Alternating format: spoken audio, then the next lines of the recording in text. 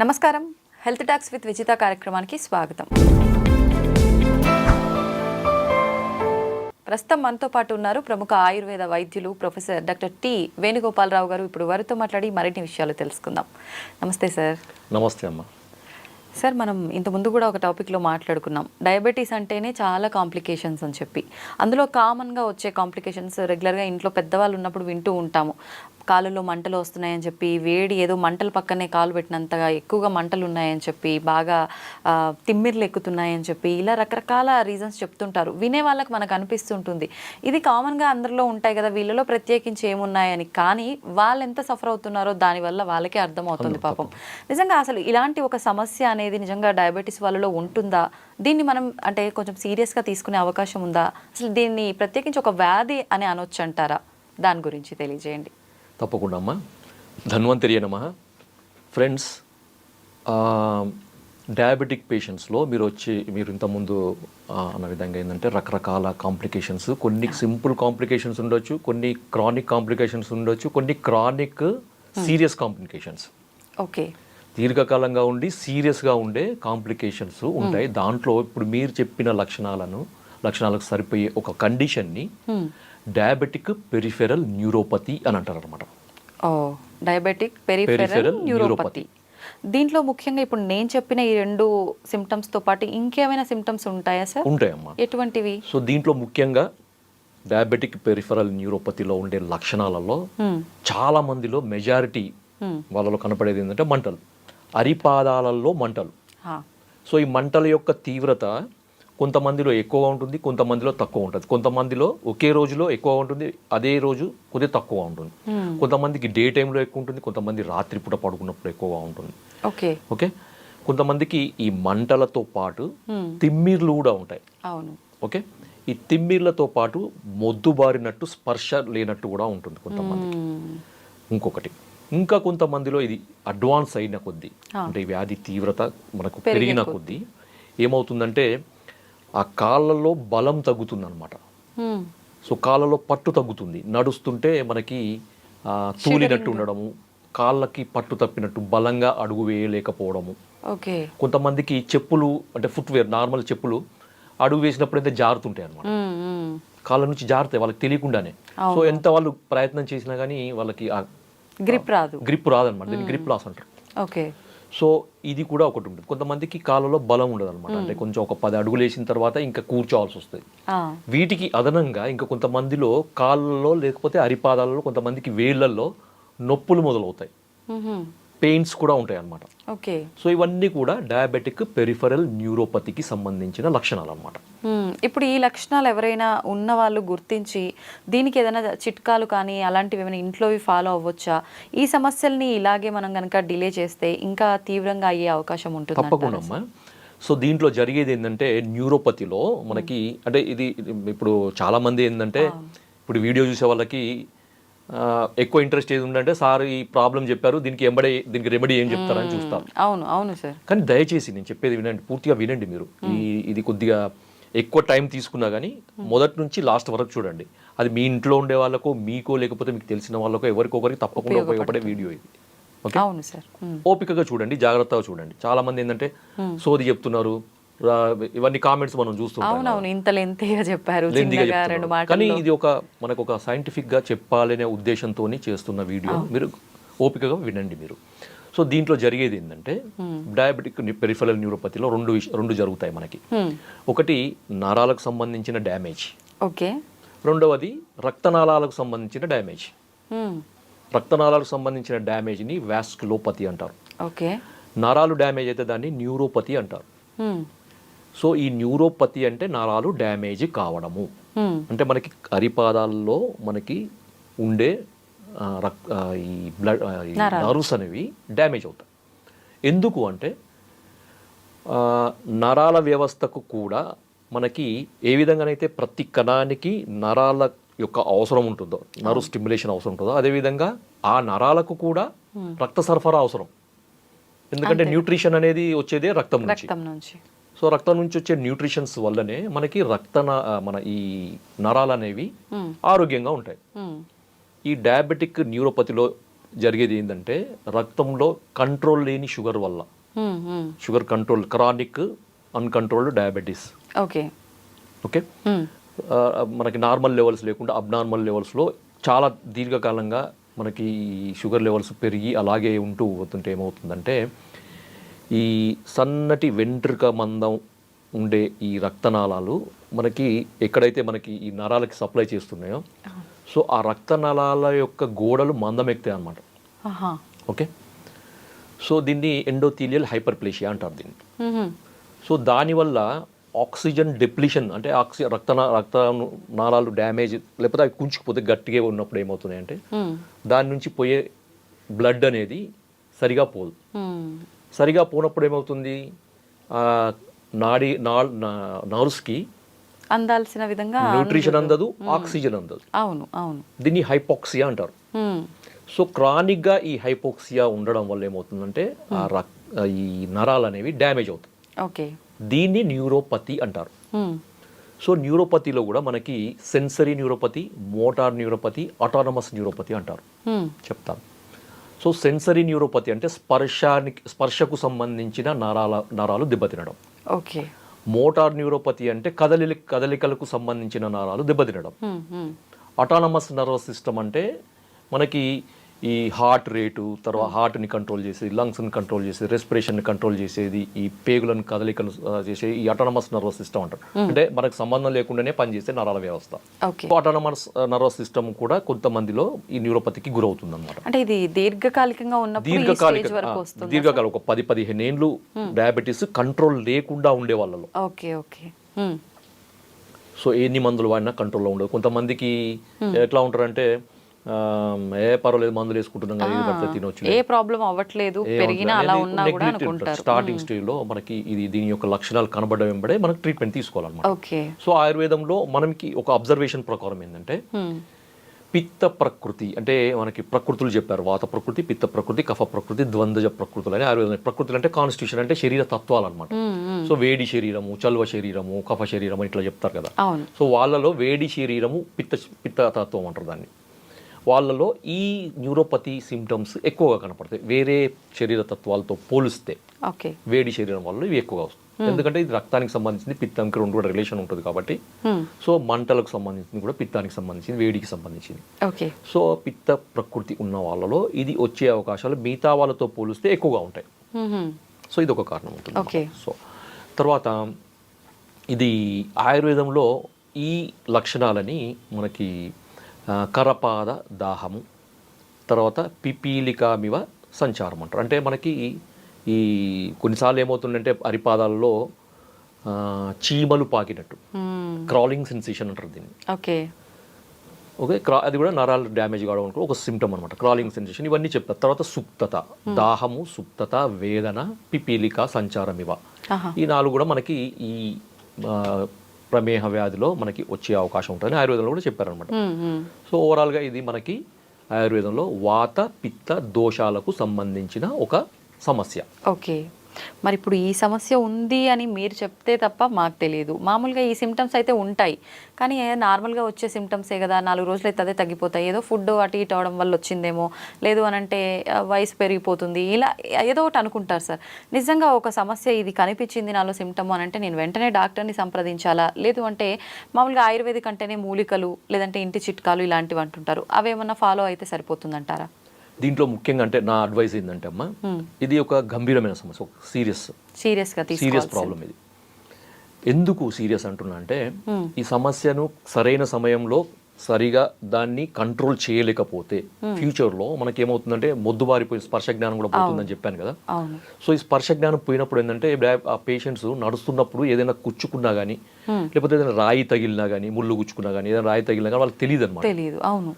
So తెలీదు. So అక్కడ పుండు అవుతుంది. సో ఆ డయాబెటిక్ పేషెంట్స్లో పుండు అవడం అనేది చాలా సీరియస్ కండిషన్. సో అది మానకుండా పోతుంది, ఎందుకంటే వాస్కులోపతి అంటే మనకి రక్త సరఫరా తగ్గుతుంది, నరాలు 2 తగ్గుతాయి, నరాల బలం కూడా 2 కూడా తగ్గిపోతాయి. సో అందువల్ల ఇది పుండు మానకుండా అయిపోయి గ్యాంగ్రీన్ ఫామ్ అయ్యి, ఆ గ్యాంగ్రీన్ కూడా తగ్గని పరిస్థితుల్లో ఆ వేలో ఆ భాగము తీసేయాల్సిన పరిస్థితి, సర్జరీ, యాంపుటేషన్ అంటారు. చాలా మంది డయాబెటీస్ వాళ్ళలో ఆ పార్ట్ కట్ చేశారు అని చెప్పి ఇలాంటివి ఎక్కువగా వింటూ ఉంటాం. ఇలాంటి సమస్య ఈ డయాబెటిక్ న్యూరోపతిలో ఈ యాంపుటేషన్ అనేది మనకి డయాబెటిక్ గ్యాంగ్రీన్ అనేది ఒక కాంప్లికేషన్ అనమాట. సో అందుకని ఏంటంటే ఇది ఎప్పుడైతే మీకు ఈ సమస్య ఉంది, ఇప్పుడు నేను చెప్పిన లక్షణాలు కనబడుతున్నాయో, మళ్ళీ చెప్తాను, గుర్తుపెట్టుకోండి అందరు కూడా. ఒకటి కాళ్ళ మంటలు, రెండవది సూదులతోని కూర్చున్నట్లు ఉండడము, లేకపోతే తిమ్మిరిలాగా ఉండడం, స్పర్శ జ్ఞానం తగ్గడము, తర్వాత మనకి చీమలు బారినట్టు అనిపించడం, జల్ జల్ జల్ జల్ అనిపిస్తుంటాయి కొంతమందికి. కొంతమందికి ఏంటంటే నడుస్తుంటే ఇబ్బంది, అంటే నడక సరిగా పడడం, గ్రిప్ లాస్, మనకు ఏదైనా చెప్పులు వేసుకుంటే జారుతుంటుంది. సో ఇలాంటి లక్షణాలు. కొంతమందికి కొంత దూరం నడవంగానే పాదాలలో నొప్పి మొదలవుతుంది అనమాట. సో ఎందుకంటే ఈ నరాల డ్యామేజ్ వల్ల ఏమవుతుందంటే అక్కడ ఉండే కండరాలు కూడా మనకి అట్రోఫీ అవుతాయి అనమాట, అంటే వాటిలో స్ట్రెంత్ తగ్గిపోతుంది. Okay okay. సో దాదాపు ఒక 7-8 లక్షణాలు ఉన్నాయి. సో ఇవన్నీ కనబడ్డప్పుడు, వీటిలో కొన్ని కనబడ్డా, ఒకటి కనబడ్డా, ఓకే, ఎంబడే మీరు జాగ్రత్తగా ఉండాలి. సో ఎలాంటి జాగ్రత్తలు అంటే, మొట్టమొదటిది మీరు దీని గురించి చిట్కా జోలికి పోకండి, నా సిన్సియర్ అడ్వైస్. ఎందుకంటే సీరియస్ ప్రాబ్లం ఇది. చిట్కాల జోలికి పోకండి. యూట్యూబ్లో రకరకాల వీడియోలు వస్తాయి, అవి కూడా ఫాలో కాకండి. మీరు ఫస్ట్ చేయాల్సింది ఏంటంటే డాక్టర్ని సంప్రదించడం. అలోపతి డాక్టర్లు ఇచ్చే మందులు ఒకవేళ మీకు నమ్మకం ఉంటే మీరు తీసుకోండి, నో ఇష్యూ. బట్ ఆయుర్వేదంలో దీన్ని కంట్రోల్ చేయడానికి చాలా సమర్థవంతమైన, very effective medicines, successful medicines, treatments ఆయుర్వేదంలో ఉన్నాయి. ఎంతకాలం వాడాల్సి ఉంటుంది సార్? ఆయుర్వేద మెడిసిన్ అనగానే కొన్ని మంత్స్ పాటు వాడాలి ఇది అని చెప్పి అంటూ ఉంటారు. ఈ మెడిసిన్ వెంటనే క్యూర్ అవ్వదు, చాలా ఆలస్యంగా పనిచేస్తుంది అంటారు. రకరకాల అపోహలు ఉంటాయి. నిజంగా ఇప్పుడు పర్టికులర్ మనం మాట్లాడుకున్న ఈ సమస్యలకి ఒక పేషెంట్ మీ దగ్గరికి వస్తే ఆ సమస్య సుమారుగా ఎన్ని నెలల్లో తగ్గే అవకాశం ఉంటుంది? ఇప్పుడు సిట్టింగ్స్ అంటుంటారు, ఒక మందు ఇన్ని నెలలు వాడాలి, అయిపోయిన తర్వాత మళ్ళీ గ్యాప్ ఇచ్చి ఇలా వాడాలి అని చెప్పి కోర్సెస్ లాగా, అలా ఏమైనా ఉంటుందంట? తప్పకుండా. ఇప్పుడు సమస్య యొక్క తీవ్రత బట్టి మందుల యొక్క డ్యూరేషన్, మందుల యొక్క డోసేజ్, ఇవన్నీ మారుతాయి అమ్మ. సో ఇవన్నీ కూడా వ్యక్తిగతంగా ఇండివిజువలైజ్డ్ ట్రీట్మెంట్స్. సో వేరే సిస్టమ్స్లో జనరలైజ్డ్ ట్రీట్మెంట్స్, జనరలైజ్డ్ మెడిసిన్స్ ఉంటాయి. ప్రతి ఒక్కరికి ఒకే రకమైన మందులు ఒకే సమస్యకి. ఆయుర్వేదంలో అలా ఉండదు, ప్రతి ఒక్కటి కూడా ఇండివిజువల్. పర్టిక్యులర్ పేషెంట్స్ యొక్క శరీర తత్వం ఏంది, వాళ్ళ వయసు ఏంది, వాళ్ళ ఆహారపు అలవాట్లు ఏంది, వాళ్ళ జీవన శైలి ఏంది, వాళ్ళకి ఈ సమస్య ఎంత కాలం నుంచి ఉంది అనే దాన్ని బట్టి మందులు మారుతాయి. మందులతో పాటు మందుల డ్యూరేషన్ కూడా మారుతాయి. ఉదాహరణకు నేను చెప్తాను. సో ఎగ్జాంపుల్, ఇలాంటి సమస్యకి వసంత కుసుమాకరం అనేది ఒక చాయిస్. చాలా ఉన్నాయి, అది ట్రీట్మెంట్ లో ఒక భాగం, మెడిసిన్ అన్నమాట. వసంత కుసుమాకరం అనేది herbo mineral medicine, gold preparation, స్వర్ణ భస్మంతో కలిసిన మెడిసిన్. పూర్వకాలంలో అసలు షుగర్ అంటే వసంత కుసుమాకరమే. సో అట్లా ఇచ్చేవాళ్ళు, దానితో కాంప్లికేషన్స్ ఏమి ఉండేవి కాదు వాళ్ళకి. వాళ్ళు రాజులు కానీ, లేకపోతే వీళ్ళు జమీందారులు, వీళ్ళందరూ ఇంట్లో తయారు చేయించుకునేవాళ్ళు. వీళ్ళు ఆయుర్వేద వైద్యులను పాతకాలంలో పిలిపించుకొని ఇలాంటి మందులు తయారు చేయించుకొని పెట్టుకొని వాళ్ళ కొరకు, వాళ్ళ పరివారం కొరకు, వాళ్ళ చుట్టుపక్కల ఉండే అందరి కొరకు వాళ్ళు తయారు చేయించేది. ముందుగానే వాడితే షుగర్ రాకుండా ఉండడానికి, ప్లస్ వచ్చిన దాన్ని కంట్రోల్ చేయడానికి. ఇది ఒక్కటే వసంత కుసుమార్కనే కాదు, ఇప్పుడు సిద్ధమ్మ కరధ్వజము, తర్వాత వ్యాధిహరణ రసాయనము, ఇలాంటి చాలా ఉన్నాయి. ఇవన్నీ తయారు చేయించేవాళ్ళు అనమాట. సో అలాంటి వాటిలో మీకు ఇంతకుముందు చెప్పాను కదా, వసంత కుసుమాకరం అనేది ఒక అద్భుతమైన మెడిసిన్ అనమాట. సో ఇది స్టార్టింగ్ స్టేజ్లో, అంటే ఈ ప్రాబ్లం స్టార్ట్ అయ్యి మీరు ముందుగానే కొంచెం జాగ్రత్త పరులు అయితే ముందుగానే గుర్తించి అది కేర్ తీసుకోవాలనుకున్న వాళ్ళకి ఇది ఒక మంచి మందు అన్నమాట. ఒక 3 నెలలు అయింది అనుకోండి. సో వచ్చి 3 నెలలు అయింది, ఈ సమస్యను గుర్తించి 3 నెలలు అయింది. ఆ 3 నెలల లోపు ఉన్న వాళ్ళకి ఇది అద్భుతమైన మెడిసిన్. సో 3 నెలలు వాడితే, అంటే వాళ్ళకి అద్భుతమైన, వాళ్ళకి అనే మాదు, కానీ వాళ్ళు 3 నెలలు మాత్రం వాడితే ఇది సమస్య పూర్తిగా రివర్స్ అవుతుంది, మళ్ళీ బ్యాక్ టు నార్మల్. సో దీంతో ఏమవుతుందంటే షుగర్ వ్యాధికి సంబంధించిన ఇతర రకాల కాంప్లికేషన్స్ కూడా తగ్గుతాయి వసంత కుసుమాకరం. ఇది ఒక్కటేనే కాదు, ఎందుకంటే డయాబెటీస్లో neuropathy, vasculopathy, retinopathy, nephropathy, cardiomyopathy, ఇలాంటి రకరకాల సమస్యలు ఉంటాయి. సో ఈ పతీలనన్నిటిని కంట్రోల్ చేయగలిగే శక్తి ఉన్నది మనకి వసంత కుసుమాకరం. సో మరి సార్, మరి 3 నెలలు దాటింది, మరి వసంత కుసుమాకరం పని చేయట్లేదు, వసంత కుసుమాకరం తగ్గే వాళ్ళు ఉంటారు, లేదు 3 నెలలు దాటింది, ఇంకా ఏం మందులు వాడాలి? సో దీంట్లో స్వర్ణభూపతి అని ఇంకొక మెడిసిన్ ఉంటుంది. ఎందుకంటే మనకి దోషాలను బేస్ చేసుకుని కూడా మనం ట్రీట్మెంట్ చేయాలి. ఎందుకంటే నేను ముందు చెప్పాను కదా, ఈ సమస్య రావడానికి వాత దోషం పిత్త దోషం రెండు కూడా కారణాలు. అంతే. సో ఈ రెండు కారణాలకి అనుగుణంగా ఉండే రసౌషధాలు అంటారు వీటిని, స్వర్ణకల్పాలు అంటారు వీటిని. ఓకే. ఓకే, దాంట్లో ఇంతకుముందు చెప్పిన వసంత కుసుమాగరము, దానికి అడిషనల్ గా మీకు ఈ స్వర్ణ భూపతి అనేది చాలా అద్భుతమైన మెడిసిన్ అనమాట. ఇప్పుడు అది అడ్వాన్స్ తీసుకుంటూ అయిన ఇది తీసుకోవాలా లేదంటే అది దాని సపోర్ట్ తీసుకుంటూ మెయిన్ మెడిసిన్ స్వర్ణ భూపతి ఇచ్చుకుంటూ పోవాలన్నమాట. అది ఒక 3 నెలలు, ఓకే, 3 నెలలు కానీ 6 నెలలు కానీ వాడొచ్చు, ఎటువంటి ఇబ్బంది ఉండదు. ఓకే, దీనికి ఇంకా కొన్ని రకాల మెడిసిన్స్ కూడా నేను చెప్తాను. తర్వాత బృహత్ వాత చింతామణి అని ఉంటుంది, ఎవరికైతే నొప్పులు ఎక్కువగా ఉంటాయి. ఓకే, తర్వాత వాళ్ళకి ఈ కాళ్ళలో బలం తగ్గుతుంది, అంటే అడుగు తీసి అడుగు వేసినప్పుడు తగ్గుతుంది. సో అలాంటి వాళ్ళకి ఇది మందు బాగా పనిచేస్తుంది. ఈ స్వర్ణభూపతి ఎవరికైతే స్పర్శ జ్ఞానం తక్కువ ఉంటుందో, అంటే మనకి సెన్సరీ న్యూరోపతి, యాక్సోనోపతి అంటారు. సో సెన్సరీ యాక్సోనోపతిలో ఇది బాగా పనిచేస్తుంది. ఓకే. సో కాకపోతే ఏంటంటే దీని యొక్క మోతాదు ఎంత, దీని యొక్క అనుపానం ఏంది, ఎంత కాలం వాడాలి, ఎలా వాడాలి అనేది వైద్యుల సలహా మేరకు మాత్రమే వాడండి. ఏదో నేను ఇప్పుడు నా వీడియో చూసి ఎంబడే షాపు పోయి కొనుక్కొని వచ్చి మీరు వాడకండి. ఓకే, చెప్పేశారు కదా పలానా సార్ చెప్పారు, రాసుకున్నాం పోయి షాపు పోయి. ఎందుకమ్మా అంటే ఇవి రసౌషధాలు, ఇవి మోతాదు చాలా తక్కువ ఉంటుందన్నమాట. అంటే మిల్లీగ్రాములలో, అంటే ఉదాహరణకి గుంజా ప్రమాణం, అంటే గురువింద గింజ ఉంటుంది కదా, అంత మాత్రమే డోసు ఉంటుందన్నమాట దీని యొక్క డోసు. ఓకే, అంత తక్కువ మోతాదులో వాడాల్సిన మందులు ఇవి. సో వాటికి అనుపానం కూడా ఉంటుంది. సో అనుపానం, ఏ అనుపానం వాడాలి, తేనెతో వాడాలా, నెయ్యితో వాడాలా, పిప్పల చూర్ణం వాడాలా, త్రిఫల చూర్ణంతో వాడాలా, మిరియాల పొడితో వాడాలా, ఇంకేదైనా దీంతో వాడాలనేది వైద్యులు అంటే వాళ్ళ కండిషన్ ని బట్టి ఏది అనుపానం అనేది వాళ్ళు చెప్తారు, చేస్తారు. కాబట్టి వైద్యుల సలహా తీసుకోండి, మీరు వాళ్ళ కన్సల్ట్ చేయండి, వాళ్ళకు ఫీజు పే చేయండి. ఏదో ఫోన్లో మనం సార్ చెప్పింది కదా పోయి తెచ్చుకోవడం కాదు, ఇవన్నీ చేస్తుంటారు, అందుకని నేను చెప్తున్నాను ఇవన్నీ. సరే, సో దీంతో పాటు ఇంకా మనకి పైకి రాసుకోవడానికి ఏమైనా మందులు ఉన్నాయా, ఇంకా ఇది ఒక డౌట్ ఉంటుంది చాలా మంది. అవును అవును, ఎక్స్టర్నల్ గా, రైట్. అవును. సో దీనికి ఏంటంటే కొన్ని తైలాలు పనిచేస్తాయి. ఓకే, ఎటువంటివి సార్? దాంట్లో బల గుడిచ్యాది తైలం, రెండవది చందనాది తైలం, తర్వాత పిండ తైలం. వీటిలలో మీరు కాంబినేషన్ చేసుకోవచ్చు, ఏదైనా చేసుకోవచ్చు, చేసుకొని మీరు పైకి మసాజ్ చేసుకోవచ్చు. సో దీనికి వైద్యుల సలహా ఏం అవసరం లేదు, నేను డైరెక్ట్ చెప్పేస్తాను, మీరు వాడుకోండి. ఓకే, అంటే అది మనం లోపలికి ఇంటేక్ కాదు కాబట్టి పెద్ద ప్రాబ్లం ఏమీ రాదు, నో ఇష్యూ. అది ఒకవేళ వర్క్ చేయకపోయినా ఎఫెక్ట్ అయితే ఉండదు, ఎఫెక్ట్ అంతే, నష్టం చేయదు. అంతే కదా. అవును, ఇప్పుడు మీరు చెప్పారు పలానా రకాల అని ఒక 3 రకాల మెడిసిన్ గురించి అయితే చెప్పడం జరిగింది. ఇప్పుడు ఈ మెడిసిన్ వాడడం ఒక్కొక్కటి 3 months, మళ్ళీ తర్వాత దాన్ని కంటిన్యూ చేస్తాను ఇంకోటి 3 months. వీటితో పాటు ఫుడ్ కూడా ఏమైనా బ్యాలెన్స్ చేయాల్సి ఉంటుందంటారా? ఫుడ్ తప్పకుండా బ్యాలెన్స్ చేయాలమ్మా, ఎందుకంటే రెండు విధాలుగా ఫుడ్ కంట్రోల్ చేయాలి. ఒకటేమో మనకి డయాబెటిక్ సంబంధించిన ఫుడ్ కంట్రోల్ చేయడము, తర్వాత మనం రసౌషధాలు తీసుకుంటున్నాము, అంటే మనకి స్వర్ణ కల్పాలు తీసుకుంటున్నాం. అవును. సో అవి తీసుకున్నప్పుడు వాటికి అనుకూలంగా ఉండే ఆహారం కూడా ఉంటుంది. అవి బాగా ఎందుకంటే అవి చాలా కాస్ట్లీ మందులు, అవి చాలా అంటే చాలా కాస్ట్లీ ఉంటాయి. సో అలాంటి కాస్ట్లీ మందులు తీసుకున్నప్పుడు అవి వేగంగా పనిచేసేది. క్షిప్రమారోగ్యదాయిత్వాత్ ఔషధేభ్యో అధికోరసహ అంటారు అనమాట. అంటే అల్పమాత్రోపయోగిత్వాత్ అరుచే అప్రసంగత క్షిప్రమారోగ్యదాయిత్వాత్ ఔషధేభ్యో అధికోరసహ అంటారు. అంటే దీని అర్థం ఏంటంటే స్వల్ప మోతాదులో, అంటే చిన్న మోతాదులో తీసుకున్నప్పటికీ ఎటువంటి టేస్ట్గా, అంటే అరుచి. కొంతమందికి ఆయుర్వేద మందులు రుచి ఉండదు, అంటే టేస్ట్ నచ్చదు, దాని కలర్ నచ్చదు, స్మెల్ నచ్చదు, ఇలాంటివన్నీ ఏమి ఉండవు అనమాట వీటిలో.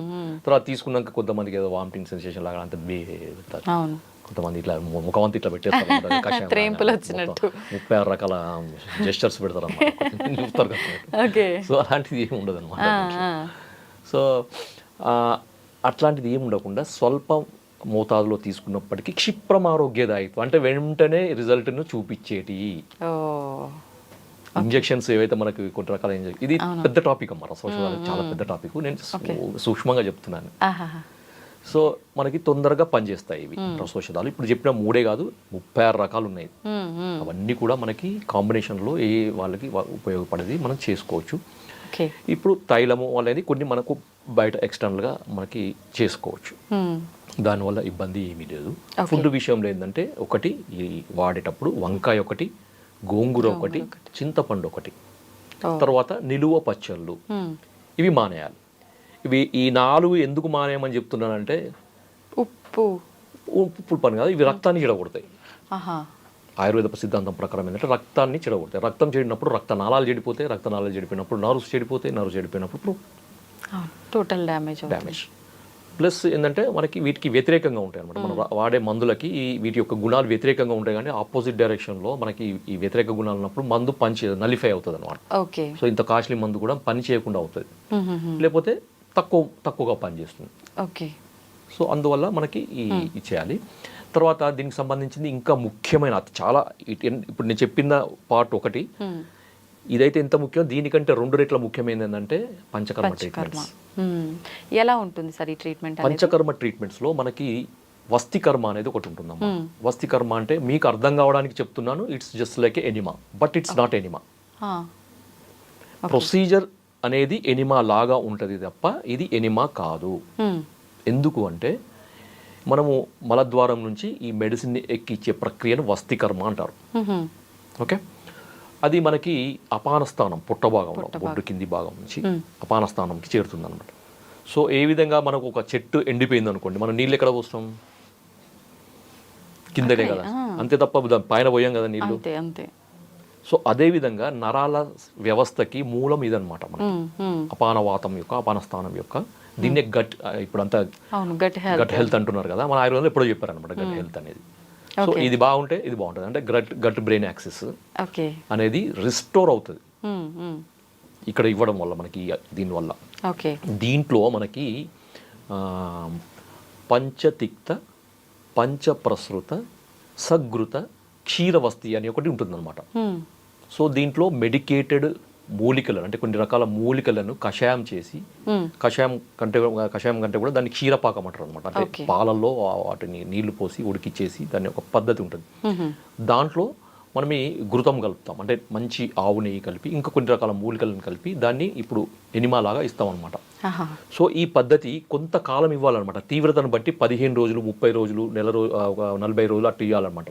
సో ఇవ్వడం కూడా ప్రతిరోజు, కొంతమందికి 10 రోజులు గ్యాప్ ఇచ్చిన తర్వాత మళ్ళీ 10 రోజులు ఇచ్చి మళ్ళీ 10 రోజులు అట్లా చేసుకుంటూ పోవడం. అంటే 10 నుంచి ఒక 30 సిట్టింగ్స్ల వరకు పడతాయి అనమాట. ఎటువంటి వాళ్ళకు? ఎవరైనా తీసుకోవచ్చు. మొదటి డే 1 ప్రాబ్లం స్టార్ట్ అయినప్పటి నుంచి తీసుకోవచ్చు అనమాట. ఓకే. ఇది చాలా మంది పేషెంట్స్ కి మేము చూస్తున్నాం అనమాట. చాలా అద్భుతమైన రిజల్ట్స్ ఉంటాయి. ఇప్పుడు 30 సిట్టింగ్స్ సుమారుగా అంటే ఎన్ని మంత్స్ పడుతుంది? అంటే ఇప్పుడు 10 రోజులు గ్యాప్ ఇచ్చినాం అనుకోండి, 30 అంటే ఒక 3 నెలలు పడుతుంది అట్లా. ఓకే. సో 10 రోజులు ఇవ్వాలి, 10 రోజులు గ్యాప్ ఇవ్వాలి, మళ్ళీ 10 రోజులు మళ్ళీ అట్లా 2 నెలలు 3 నెలలు, అది ఎంత క్యాలిక్యులేషన్ ఉంటుంది కదా. సో దాని ప్రకారం ఇచ్చేవాళ్ళు. కొంతమందికి ఎక్కువ పట్టవచ్చు. సో మధ్యలో కొంతమందికి ఏం చేస్తామంటే తైలవస్తి అని కూడా ఇస్తాం అనమాట. సో ఆయిల్ తోని కూడా ఇప్పుడు ఈ వస్తికర్మ చేస్తాం అనమాట, కొన్ని రకాల మెడికేటెడ్ ఆయిల్స్. సో కషాయవస్తితోని మనకు కొద్ది వరకు, తైలవస్తితోని కొద్ది వరకు, ఇవన్నీ ఒక సింక్రొనైజ్డ్ మేనర్లో పనిచేసి ఈ నర్వ్స్ అనేవి, చెడిపోయిన నర్వ్స్ అనేవి తిరిగి పుంజుకునే అవకాశం ఉంది. రక్త సరఫరా మళ్ళీ రిస్టోర్ అవుతుంది. రక్త సరఫరా రిస్టోర్ అయినప్పుడు నర్వ్ డ్యామేజ్ అనేది కూడా రిస్టోర్ అయ్యే అవకాశం ఉంటుంది, తప్పకుండా ఉంటుంది. మేము చూసాం చాలా మందికి. తర్వాత దీంట్లో ఏంటంటే ఇంకా కొంతమందిలో మనకి మా టీం తయారు చేసిన మెడిసిన్ ఒకటి, ఆయిల్ ఒకటి ఉంది. దాని పేరు మధుమేహ మిహిర తైలం అని. సో దీన్ని ఇంటర్నల్ గా తీసుకోవాలి, ఎక్స్టర్నల్ గా తీసుకోవాలి, వస్తికర్మ, ఈ 3 రకాలుగా వాడాలి. మధుమేహ మిహిర తైలం ఇది అద్భుతమైన మెడిసిన్ అనమాట ఇది. సో దీంట్లో మంటలు తగ్గడము, తర్వాత నొప్పి తగ్గడము, స్పర్శ జ్ఞానం రిస్టోర్ కావడం, సో ఇవన్నీ కూడా మనం ఏ పేషెంట్కి అవసరం ఉందో వాళ్ళకి ప్రిస్క్రైబ్ చేస్తాం అనమాట. ఓకే. నిజంగా టాపిక్ మనకు లెంత్ ఎక్కువైనా కూడా టోటల్ ఇన్ఫర్మేషన్ అంతా కూడా ఈ టాపిక్ లో మొత్తం కవర్ అయిందనే చెప్పాలి సార్. నిజంగా ఏదైనా సిమ్టమ్ కనిపించింది అని అంటే, అమ్మో దీనికి ఇది అవుతుందేమో, దానికి అది అవుతుందేమో, ఈ టెన్షన్ అంతా ఉంటుంది, అదంతా కూడా క్లియర్ అయిపోతుంది వీడియో కనుక చూస్తే. క్లియర్ అవుతుంది వాళ్ళకి ఒక ధైర్యం. ఇప్పుడు చాలా మంది నాకు ఫోన్ చేస్తారమ్మా, సార్ మీరు చెప్పిన టాపిక్ చూసినాక మాకు ధైర్యం వచ్చిందని.